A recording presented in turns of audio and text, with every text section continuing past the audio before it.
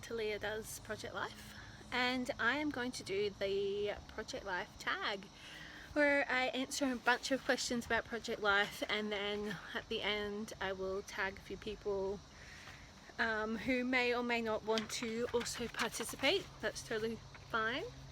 But let's get stuck into the questions. I'll try and make it not too long, and actually I think I might do some scrapbooking while we do this. I'm not going to do it right now, but I will do it in the background so you don't just have to stare at my face the whole time.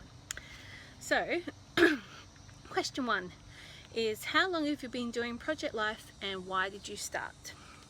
So 2014 was my first complete year that I did it, so I've been doing it for basically 2.5 years now.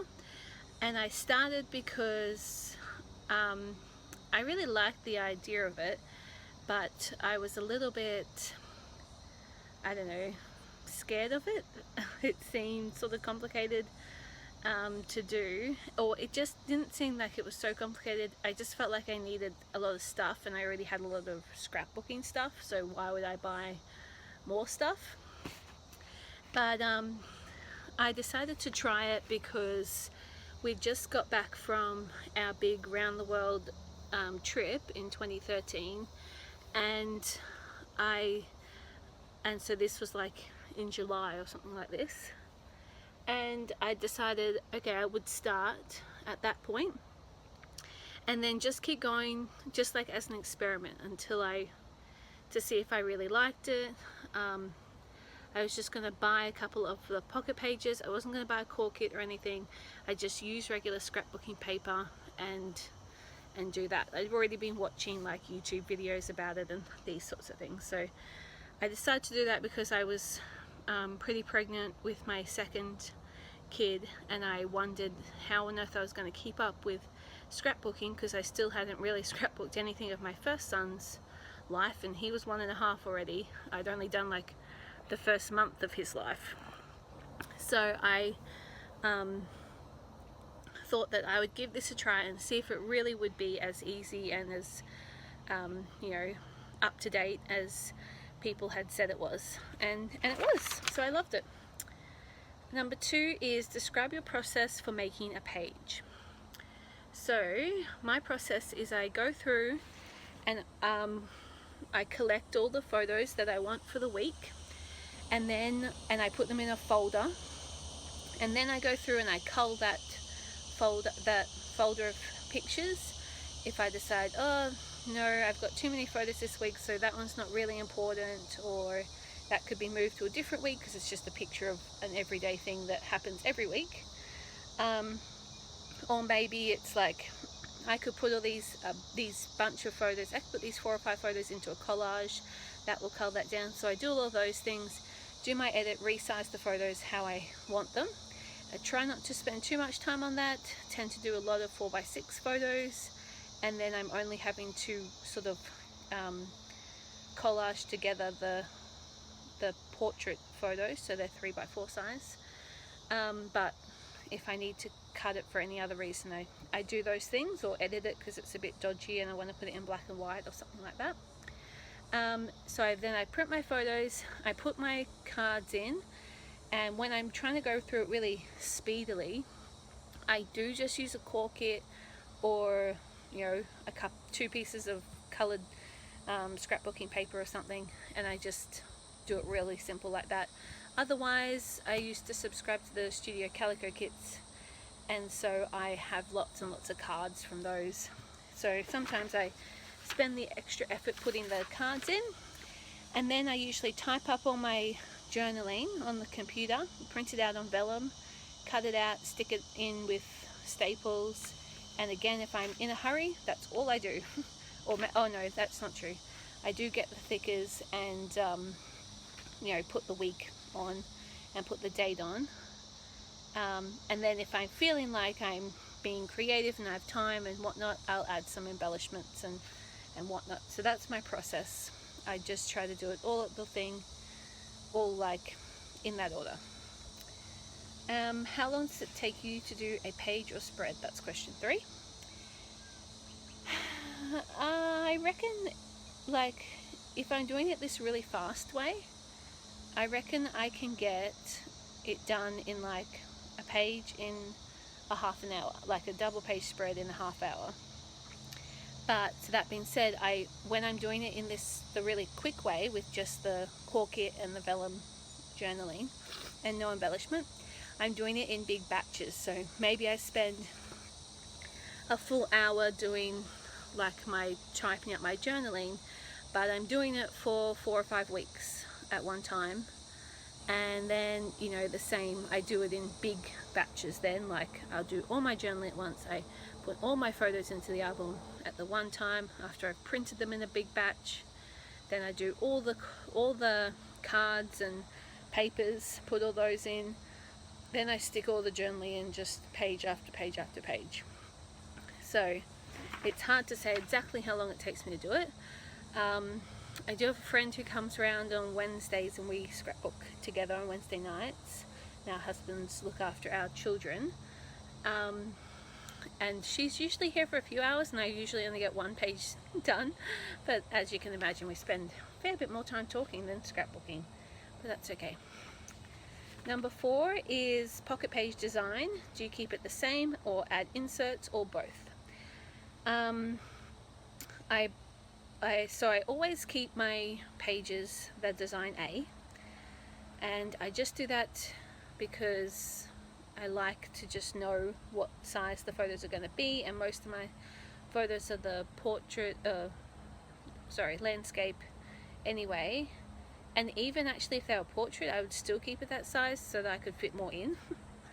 I definitely add a lot of inserts, and my inserts are usually, I don't know what the design is exactly, but it's a 12x6 with the 3 landscape 4x6 slots.